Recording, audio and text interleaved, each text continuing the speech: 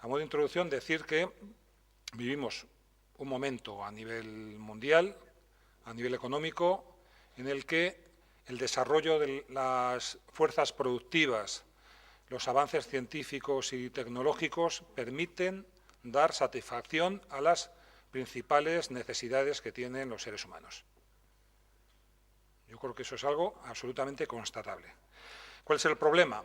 Que vivimos en un sistema mundo capitalista que va buscando el máximo beneficio, que no es nada altruista, que en el camino lo que hace es provocar profundas desigualdades y diferencias entre unos sectores sociales y otros, entre unos países y otros, entre el norte y el sur del planeta, con consecuencias en muchos terrenos absolutamente catastróficas, medio ambiente, conflictos, guerra, pugna por los mercados y por las materias primas para resolver sus propias contradicciones, y ese mundo que podríamos tener de una determinada forma resulta que le tenemos bastante tocado del ala, y entrando incluso en un cambio de ciclo y de crisis económica bastante seria. Hay una ideología que domina el capitalismo realmente existente, que es la ideología neoliberal, y que está produciendo una serie de ataques al derecho al trabajo, al estado de bienestar, a los servicios públicos, en esa búsqueda permanente de la máxima rentabilidad del capital, y esto está generando bueno, pues una serie de situaciones complicadas que generan nuevas realidades sociales y que nos colocan ante retos que no son nada sencillos de abordar por parte del movimiento sindical. Algunas son realidades nuevas y otras son realidades absolutamente vigentes, aunque no sean nuevas. Una de ellas es la precariedad laboral y la exclusión derivada de los ataques al estado de bienestar.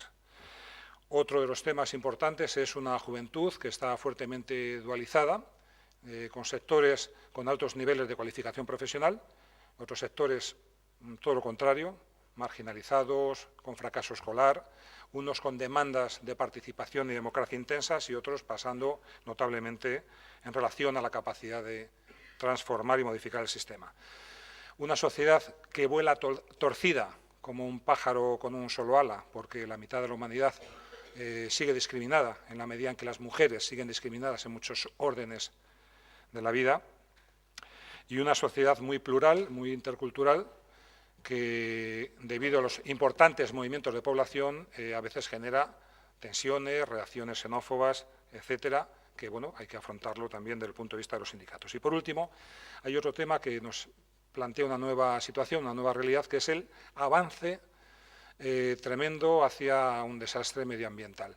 Y ante él hay dos tipos de actitudes: la actitud del que no tiene conciencia de lo que está sucediendo, el que sigue instalado en un modelo o un paradigma de consumo, en fin, muy acelerado y muy intenso, debido justamente a la propia publicidad y al reclamo que hace el sistema capitalista, y luego sectores que sí tienen conciencia de estas modificaciones y de esta realidad medioambiental y que se plantean exigencias y soluciones con un nivel de radicalidad importante que afecta incluso al modo de vida y a los hábitos de comportamiento. Podemos reformular grandes opciones estratégicas en la lucha contra el neoliberalismo, en la defensa de los derechos o en la recuperación del papel del Estado, pero hay temas que son como muy elementales que conviene que volvamos a recuperar.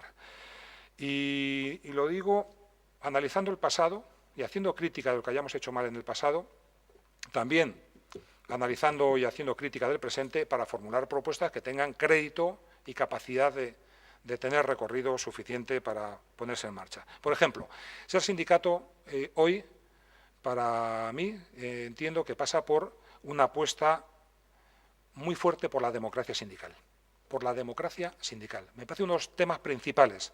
El sindicato tiene que ser democrático. Fijaros, en España había una experiencia histórica ejemplar, que fue la recuperación del movimiento obrero después de la derrota brutal de la Guerra Civil.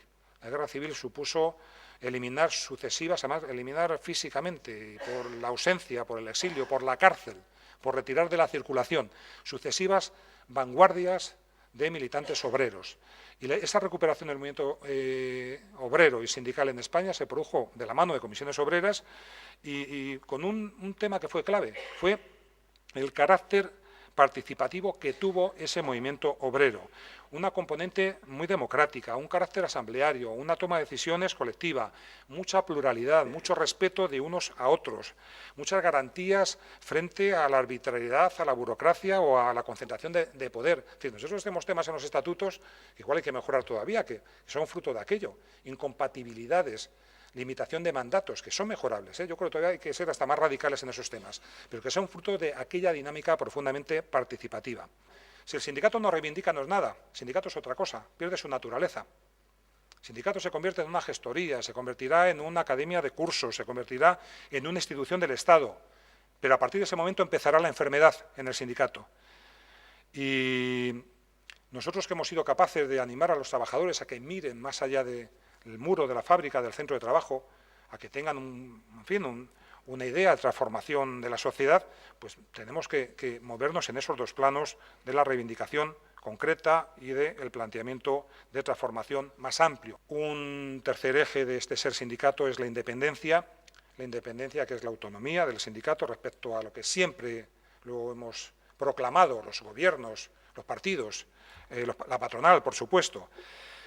Yo creo que hoy el reto más grande en una sociedad como la en la que vivimos es la independencia respecto al afán de institucionalizarnos por parte del Estado. Creo que ese es el principal reto. Termino con el último tema, que es el sindicato tiene que regenerarse. Yo creo que hay síntomas de enfermedad en el sindicato. Sindicato no digo solo comisiones obreras. Cuando utilizo la palabra ese plural o ese genérico de sindicato me estoy refiriendo, en fin, a la figura del sindicato aquí, en España, en Europa, en Italia, en Francia, en otros sitios. Y esos síntomas de enfermedad a veces pasan, por citar alguna cosita, por la incapacidad para renovarse, no nos renovamos lo suficiente, para representar a los nuevos colectivos laborales, a los que no llegamos con fuerza, por la pérdida de iniciativa, muchas veces la iniciativa la lleva el gobierno, la patronal, en fin, nos vemos emplazados a determinadas historias que no nos gustan, por un exceso de institucionalización que nos aleja de las bases, por los magros avances y consecuciones laborales y sociales. Entonces, yo creo que es un buen objetivo plantearnos la regeneración como una tarea de futuro para superar posibles pérdidas de credibilidad que se hayan podido producir en el sindicalismo en los últimos años. Yo creo que es necesario producir un cambio en el 9º Congreso Confederal de Comisiones Obreras. Es necesario producir y es urgente producir ese cambio. Un cambio que debe de ir en la dirección de recomponer consensos en torno a otra línea, a otro equipo y a otro modo de hacer sindicalismo, modo y formas de acción sindical. Recuperar con ello la firmeza y la reivindicación, reconocer la pluralidad en el sindicato y el gobierno del sindicato por todos y por todas, asegurar la democracia y la participación e impulsar una renovación en comisiones obreras. Al mismo tiempo, y para acabar, hay que asegurar el carácter sociopolítico del sindicato y un modelo organizativo equilibrado entre ramas y territorios, en el reparto de los recursos y entre comités de empresas y secciones sindicales. Toda apuesta a romper los equilibrios históricos en comisiones obreras, entre ramas y territorios, en la distribución de los recursos o entre comités y secciones sindicales, nos llevará a un modelo de un gobierno imposible. No son tiempos fáciles, no son tiempos para que la clase obrera vaya al paraíso, pero bueno, tampoco han sido fáciles otros tiempos y se ha trabajado, se han hecho muchas cosas. Podemos estar ante una situación en la que puedan empeorar las condiciones de vida y de trabajo al mismo tiempo que los trabajadores vean retroceder su nivel de conciencia y su organización. Se trata de evitarlo, de emprender ese camino siempre que haya gente, personas, hombres y mujeres dispuestos a hacerlo. La clave es tener determinación, pelear por ello y no interiorizar la derrota, no darnos por derrotados, ni por ser sumisos, ni por ser precarios.